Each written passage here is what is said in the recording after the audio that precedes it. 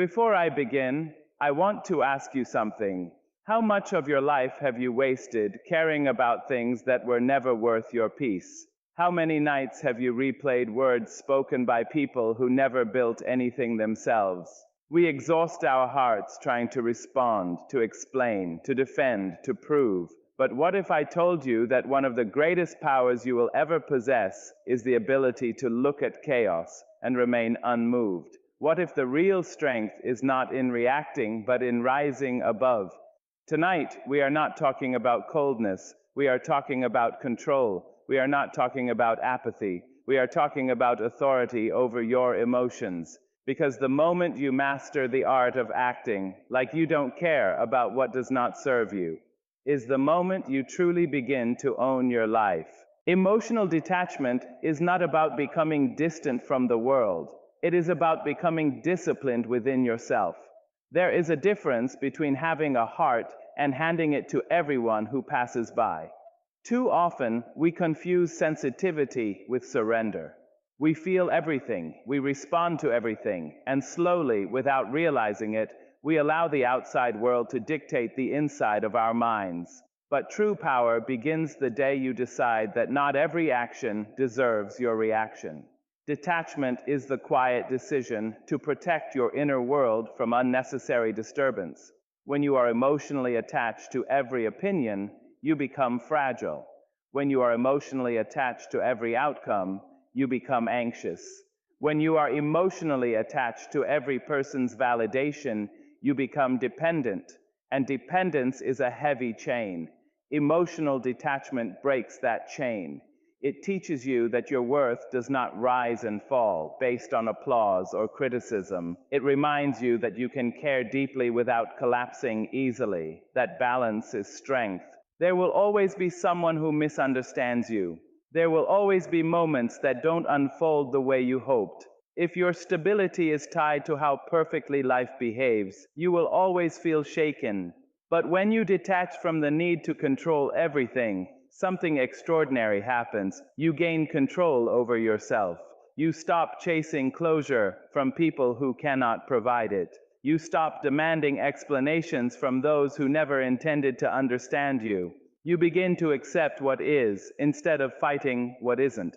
Emotional detachment allows you to observe without absorbing. Imagine walking through a storm with an umbrella. The rain is still falling, the wind is still blowing, but you are not drenched by it. That umbrella is your emotional discipline. It does not stop life from happening. It stops life from breaking you. You can witness negativity without inhaling it. You can hear criticism without letting it echo inside your spirit. This kind of detachment also sharpens your focus.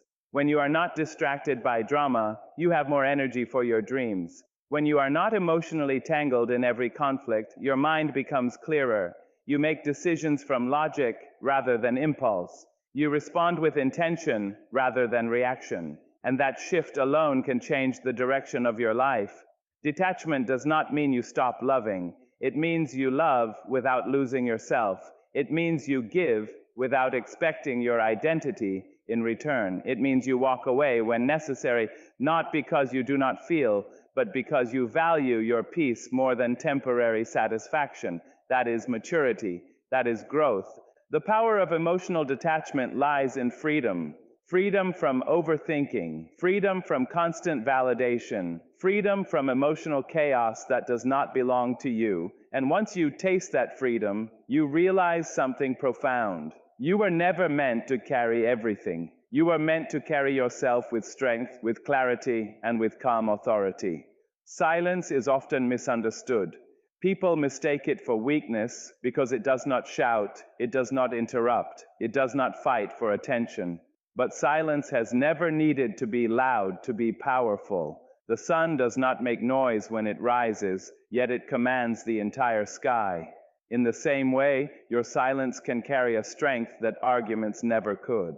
When you choose not to respond to provocation, you are not losing. You are demonstrating control. And control is a form of power that few truly master. There will be moments when someone expects a reaction from you. They anticipate your anger. They wait for your defense. They prepare themselves for your emotional explosion.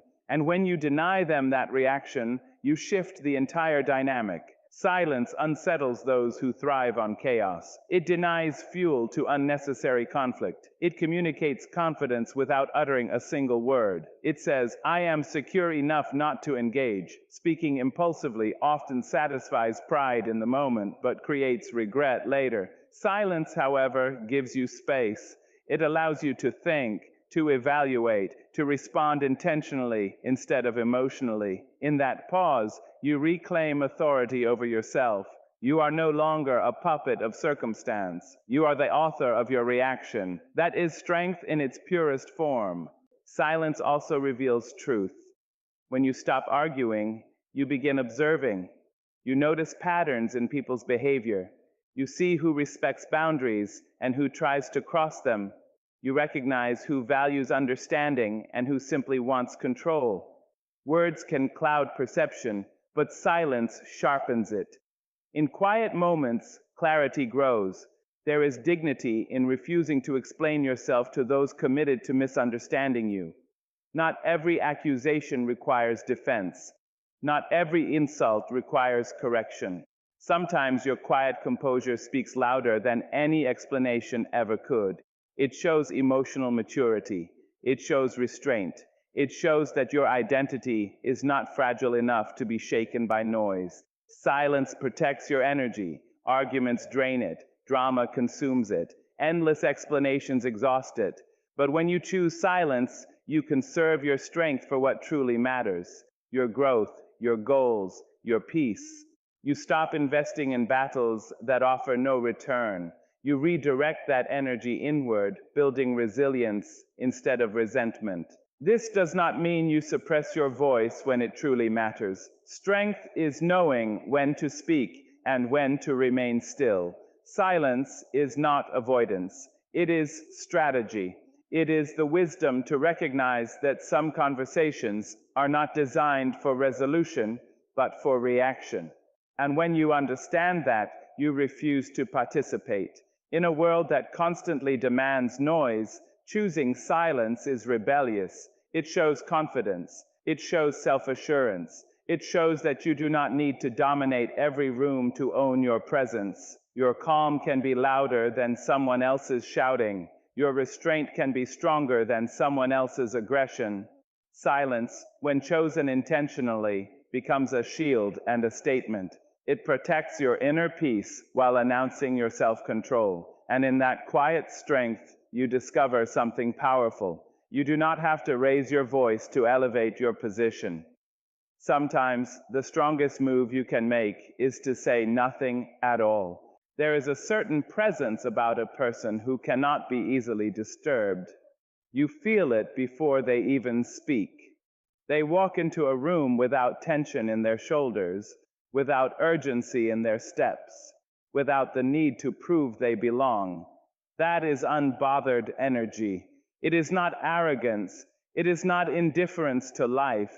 It is the quiet confidence of someone who knows that their value does not decrease because someone fails to recognize it. Royal energy has never been loud. Royalty does not chase approval, does not scramble for validation, does not react to every whisper in the crowd. It understands position. When you are secure within yourself, you stop competing for attention. You stop correcting every misconception. You stop trying to win arguments that do not build your future. Instead, you conserve your power. You become selective with your emotions, and that selectiveness is what elevates you. To be unbothered does not mean you do not see the disrespect. It means you refuse to kneel before it. It means you recognize negativity, but deny it access to your spirit. Anyone can react. Anyone can lose their temper. Anyone can let their mood be controlled by someone else's behavior.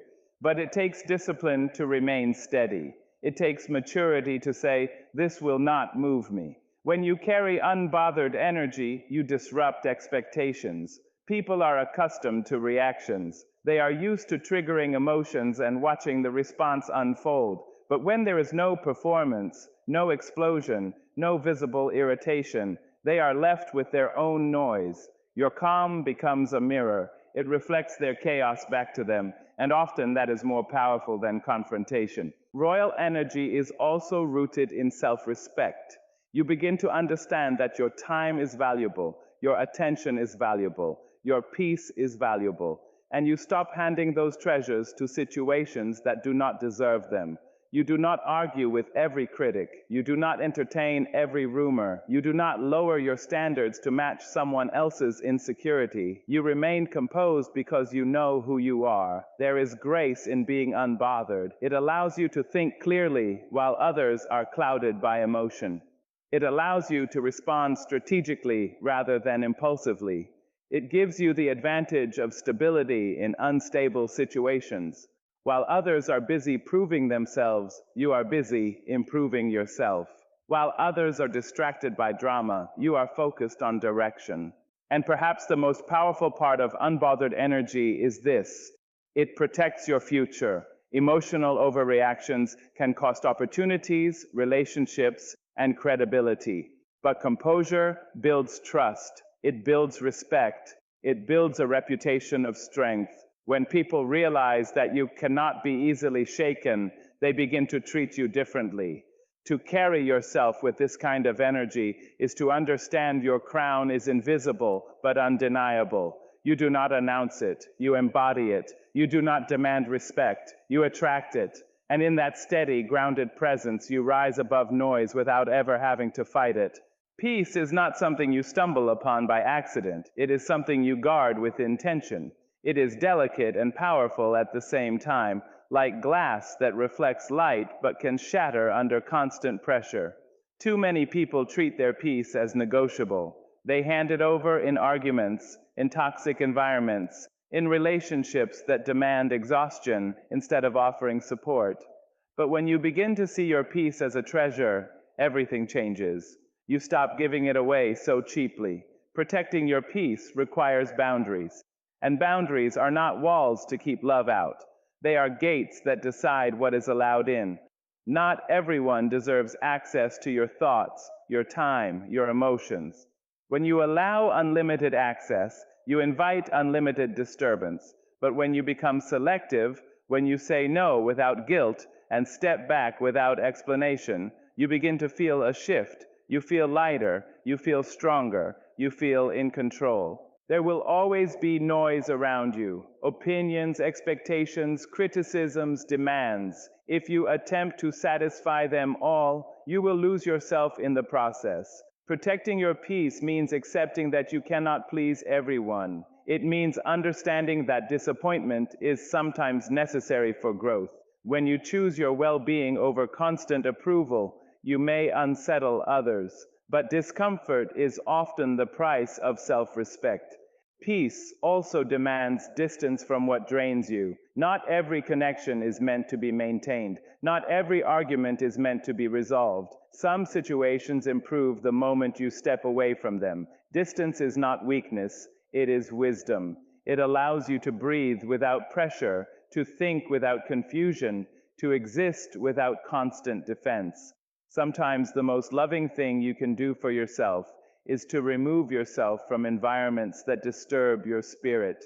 Protecting your peace requires discipline in your thoughts as well. External chaos is easier to manage than internal chaos. If you replay negativity in your mind, you recreate the disturbance even in silence. Guarding your peace means choosing what you allow to stay in your thoughts. It means interrupting overthinking. It means refusing to let temporary moments become permanent stress. You learn to release instead of rehearse. There is strength in walking away quietly. There is power in declining drama.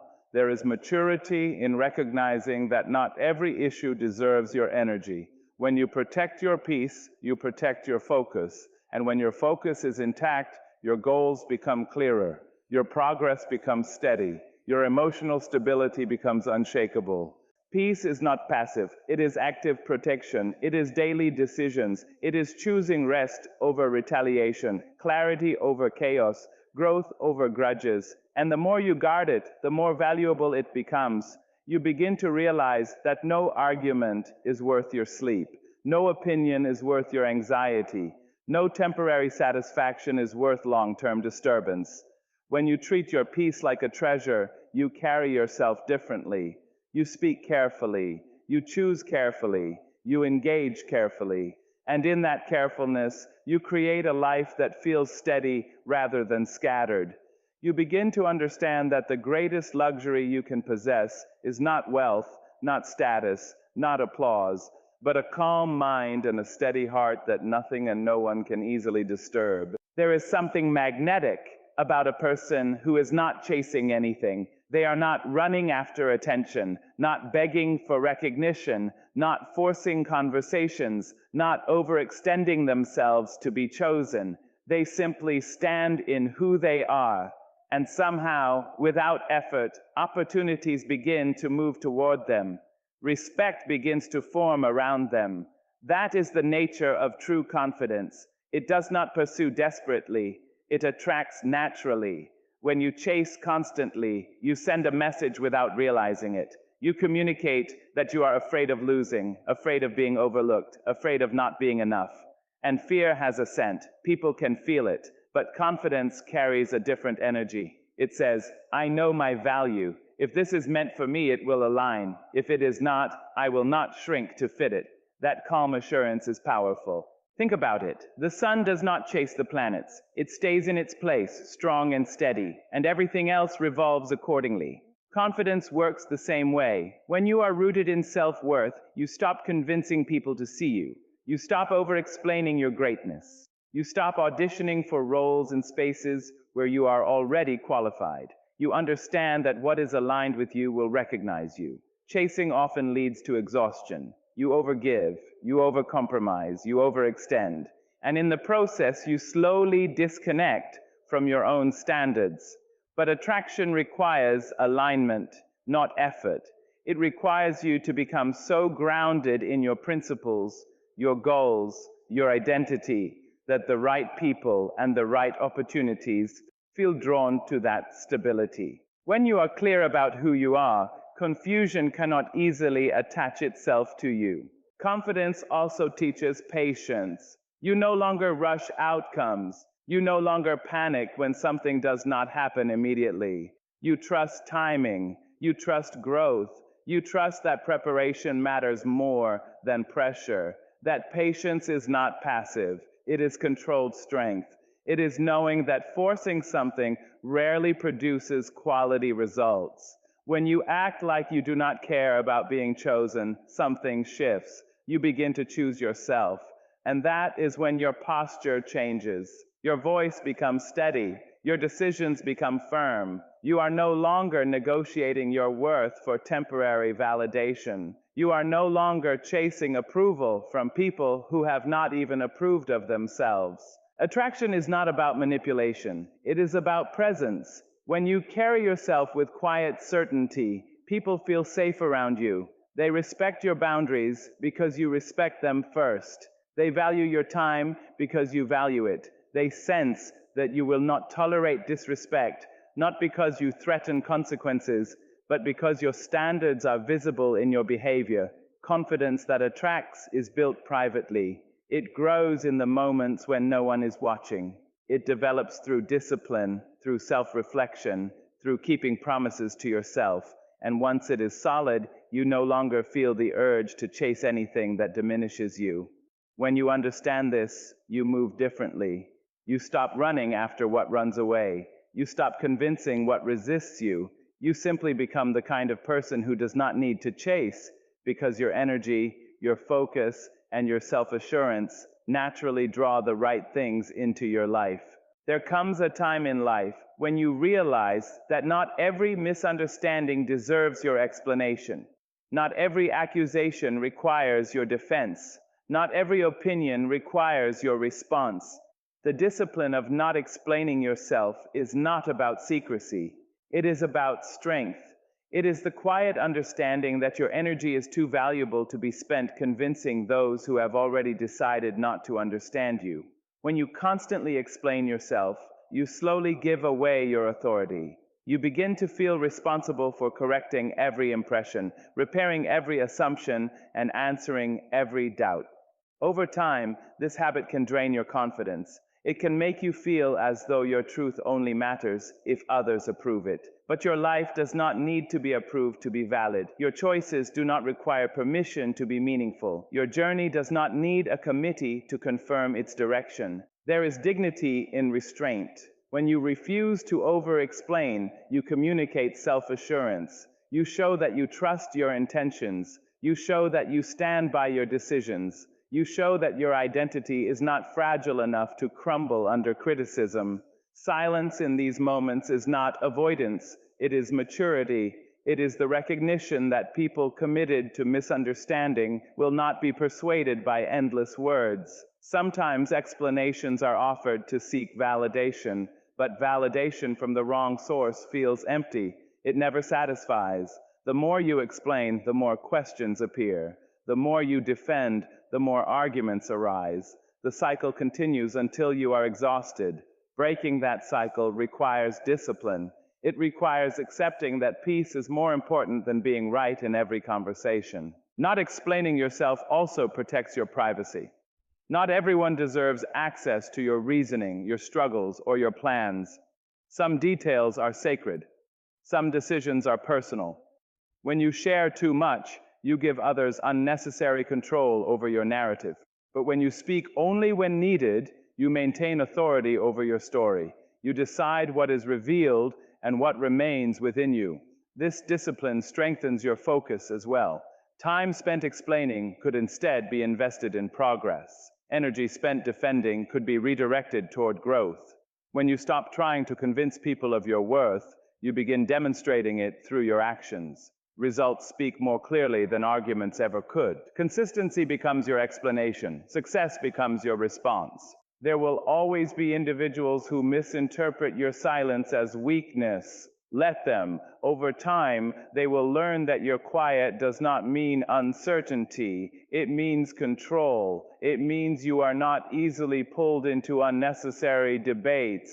It means you value your mental space. And that kind of stability is rare. The discipline of not explaining yourself is ultimately a form of self-respect. It says, I know who I am. It says, I do not need to perform for approval. It says, my integrity stands even when my words are absent. When you reach this level of confidence, you feel lighter, you feel calmer, you feel free from the pressure of constant justification. And in that freedom, you discover something powerful. The less you feel the need to explain, the more your life begins to speak for itself. There are moments in life that arrive without warning and leave quietly but permanently. Pain has a way of visiting every heart, yet it does not have to define the home it enters. What truly matters is not whether you experience pain, because you will, but how you choose to stand after it. Turning pain into poise is the art of transforming what tried to break you into the very reason you stand taller. It is not denial. It is not pretending you were never hurt. It is the conscious decision to let your wounds refine you instead of reduce you. Poise is not born in comfort. It is shaped in challenges. When disappointment touches you, when betrayal surprises you, when loss tests you, you are given a choice. You can allow bitterness to settle in your spirit, or you can allow wisdom to rise from the experience. Pain can harden the heart, but it can also strengthen it. The difference lies in perspective.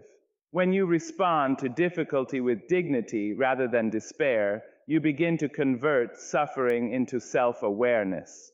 There is something powerful about a person who has endured yet remains graceful. They do not carry their hurt as a badge of defeat. Instead, they carry it as evidence of survival. They walk differently, speak thoughtfully, and choose carefully. Their calmness is not accidental, it is cultivated through trials.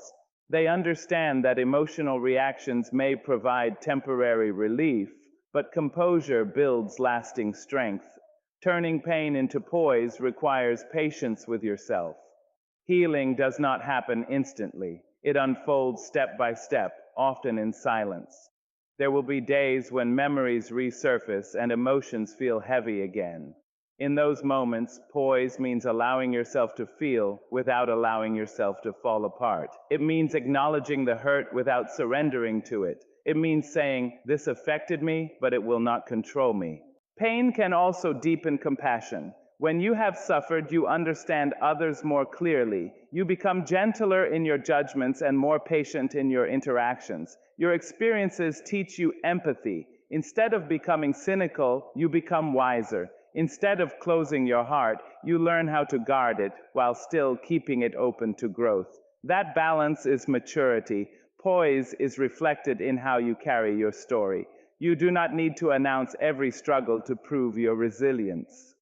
Sometimes the strongest transformation happens quietly. The world may never fully see what you endured, but it will notice how you stand now. Confidence that grows from hardship carries a depth that cannot be faked. It is steady, grounded, and unshakable. When you transform pain into poise, you reclaim power. You no longer view your past as a chain, but as a lesson. You no longer see setbacks as permanent definitions, but as temporary chapters. Each difficulty becomes a stepping stone rather than a stumbling block. Your posture changes, your mindset strengthens, your identity becomes rooted in growth. And in that transformation, something beautiful happens. The very experiences that once brought tears begin to build character. The storms that once felt overwhelming begin to shape resilience. You realize that pain did not arrive to destroy you, it arrived to develop you. And when you respond with poise, you prove that your spirit is stronger than anything that tried to shake it. Indifference, when it is chosen wisely, becomes a quiet form of victory. It is not about pretending that something never happened, nor is it about denying your feelings. It is about reaching a point where you no longer allow certain behaviors, opinions, or provocations to control your emotional state. When you respond to negativity with calm detachment, you remove its power.